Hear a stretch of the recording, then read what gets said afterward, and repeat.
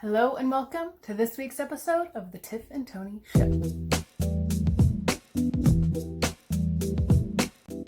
Tony and I meet up virtually with professional soccer player Travis Bowen. We have a great chat about his life, where he's been, where he's at now, and some really deep insights to help us along the way. Let's get right to it.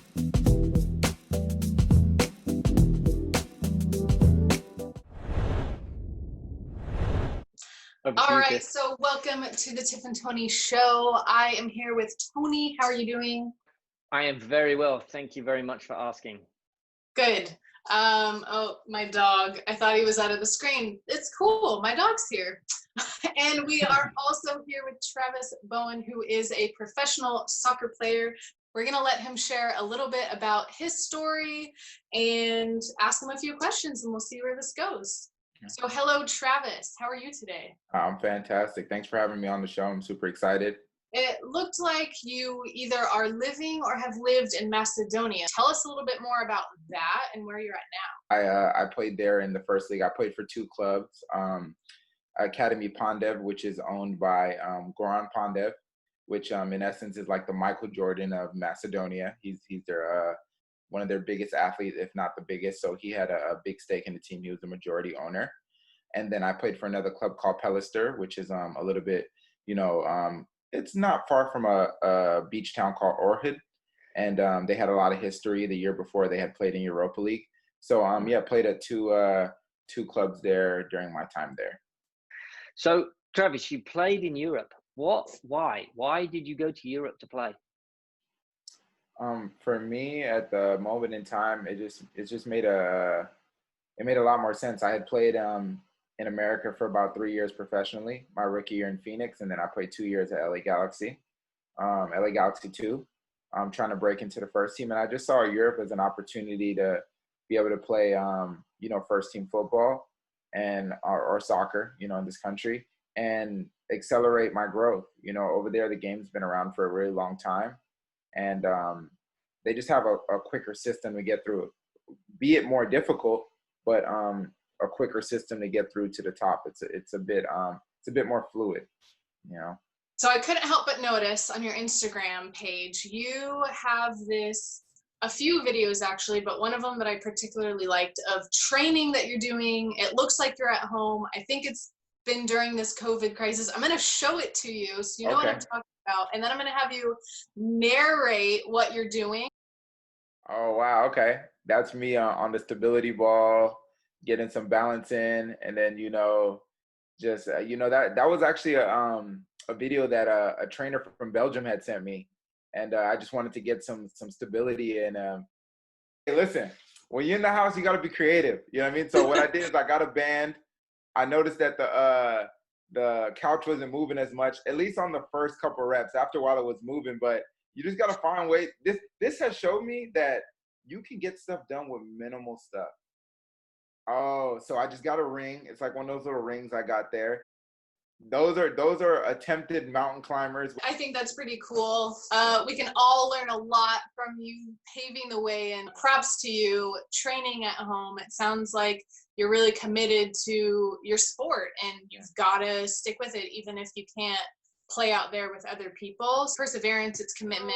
Tony and I have been talking for a few weeks on the Tiff and Tony Show about labels, the internal narrative that we tell ourselves. So what is one negative message you have told yourself either as a kid or even as an adult that you remember? With me growing up, being an inner city kid at the time or youth, one thing that I would tell myself was, or my friends around me would be, I had a goal of becoming a professional soccer player. And in my mindset, I never knew anyone that played professional soccer or anyone that said they wanted to do something that was, quote unquote spectacular and actually executed it. So for me, it was more like people from where I'm from or just me being Travis, I don't think it's possible that I could become a professional soccer player, And for me, it might sound crazy in this time because of my reality now, but it was just a fact because I never had a tangible, physical person that I knew that did that and was successful and sought out to do it and got it done. So for me, you could have never told me any different. It could have been someone come to your school and be like, oh, you can be a professional. And you might kind of toy with the idea, but for me, it was like, I don't know anybody that's ever done that. I don't know anyone personally. I don't have a friend or a cousin that did it. I don't have a friend that has a cousin that did it. It's unrealistic, you know. But you know what changed my life is having an opportunity to go abroad, and I saved up enough money selling candy bars, coincidentally, over the course of school, and I was able to finance a trip to Brazil. You know, my mom couldn't afford it. She was a single mom, but you know, my brother and I, we put money together. I sold Gatorades, hot Cheetos, Snicker bars, everything, and I made it happen. And then when I went to Brazil, got an opportunity to train with kids that were on the path to be professional. And then, you know, I thought to myself, I was like, Trav, yeah, you know what? There's professionals here. Like, you can probably do this. You know what I mean? And that's when it became a reality to me, because there were so many people in my neighborhood that would always say they were going to do something, whether they were going to go play somewhere or finish a class, and they never executed. And it gave me a lot of confidence that I got money from my own will and own hard work, and I executed it. So the wheels started spinning, and I go, if I can do that, why can't I do something else? Why can't I do something else? Then I started having that bigger belief system, instead of just realizing that since no one around me did it, why can't I be the first person to do it? So You know? you had a dream to become a soccer player, but more than that, you had the willpower and the drive to take the initiative to really make something happen, and you stepped out. And it wasn't like you just became a soccer player overnight. You actually, it was a process. It was a pathway that you saw, you chose, and you started to walk down. 100%. That's the main thing that I even try to convey to people now. Stuff doesn't just happen. It looks like that in the movies. It looks like that on television. Even when I'm telling a story, you know, someone might be here watching this and be like, oh yeah, well, you're already at the end point where you became a professional. Mm-hmm. You know, I had to make the decision that I was going to sell the candy. I had to make the decision that I was going to make a budget. There's steps that you got to take in order to get to that point. And never be afraid to be the first to do it. You know, you could be the one that leads the pathway. Everyone was kind of laughing that I was selling candy and hot Cheetos and, you know, but they weren't laughing when I went to Brazil. You know what I mean? Then they were like, oh, wow, well, let me see how I could do this. You know what I mean? So Don't be scared to be the first. Well, and I think that's super important, because not only does it, when we tell that backstory, it not only says to us, oh, that's possible. He thought it was impossible, and now it's possible. And also it gives value to the steps. Yeah. And it makes the process more attainable, because if there's steps I can take to get there, I might actually be able to reach it. And every human has so much potential.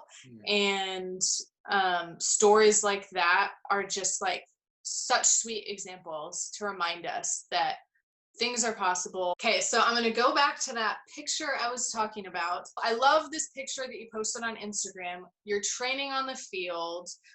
You're midair with a determined look on your face, and you caption it focus. So tell us about focus, what focus is for you in playing and in life, and what you want to tell the youth. Say for me, focus that I've learned over a period of time is control what you can control. It sounds so basic and it sounds so simple, but when you do that, I remember a coach told me that once. I remember there was a time I wasn't playing as much as I would have liked, and I felt I should have been playing. I'm not going to say that I was calm in that moment. I was upset. And the main thing he told me was, you know, control the controllables and the rest will take care of itself. And the way that I interpreted that was, you know, you're in charge of your attitude. You're in charge of you showing up on time. You're in charge of you staying the course. So when that opportunity does arise, whatever it may be, whether it's school, whether it's sports, whether any type of opportunity, you're prepared. And on top of that, you're in control. Because if you're always worried about what this other person might do, or what another person might do, or what's going on that's out of your control, that will drive you crazy. You'll be stressed because it's fear-based. But if I know for sure me, Travis Bowen, can take care of getting up early, doing what I need to do, eating breakfast, like taking care of everything, then my life is calm, you know? because then those are things that's in my control 10,000%. You know, so my thing is control what you can control. And after that, everything else becomes easy because everything else will just fall into place. Everything will fall into place. Yeah. I love that. One of the things that I love to talk to the kids about, and even my own mentors and people in my life, is how we can't control the actions, thoughts, beliefs of others. We can only control our actions and reactions and how we respond to our own emotions and the way we perceive and interact with the world. Right. And you're so right. Control what you can control, because there are so many things in this life that we do actually have control over. And when we stress about things that we literally have no control over, it's actually not helpful to anyone. And yes, the emotion with that is valid, but that doesn't mean we need to let those emotions control our lives. We've talked about our internal narrative and the labels we wear for a couple of weeks now. And the reason we're spending so much time on this is because stressing about those things that are out of our control actually puts more of a negative internal narrative on ourselves, which then creates that negative label that we wear, which then creates the negative me that shows up in an environment. So if I can actually take control what I can control, then I'm actually going to replace that negative internal narrative with a positive one, because I get positive results, which means the label I put on myself will be a positive one.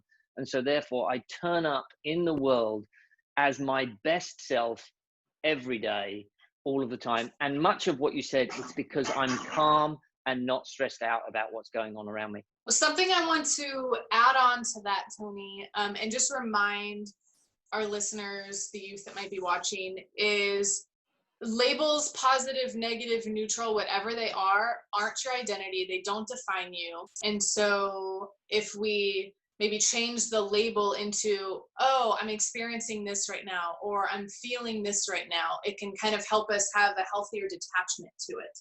If you could travel back in time, what piece of advice would you give your younger self? Ooh, that's a good one. Two things. This might sound like kind of off ball, but first things first is create a budget.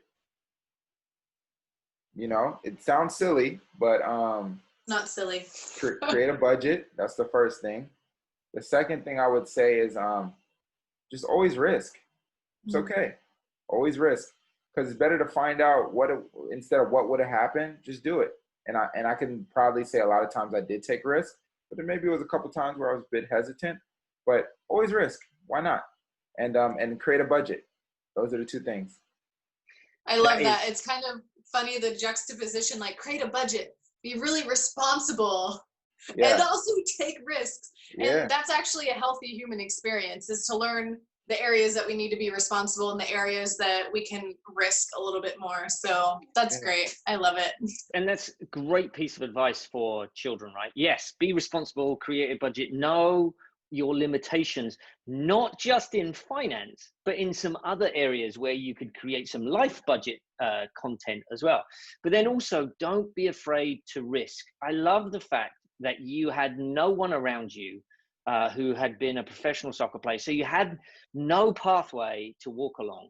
You had to create your own pathway in this jungle of life, right? You had to kind of get your own machete out and just cut your way through this whole kind of thing of, I'm going to be a professional soccer player and nothing's going to stop me getting there. And you worked hard and you made it happen. Were there issues along the way? I'm sure there were. I'm sure you struggled, but you made it happen because you created a budget and you took risk along the way. And I love that. So thank you very much for sharing that information. Travis, any last words that you would say to, I don't know, kids who are living in a similar situation that you did when you were a kid? One thing I would say is, even no matter how dire the situation seems right now, I don't know your situation or whatever it may be, whether you're in a good situation right now or in a bad situation, it's only temporary, you know?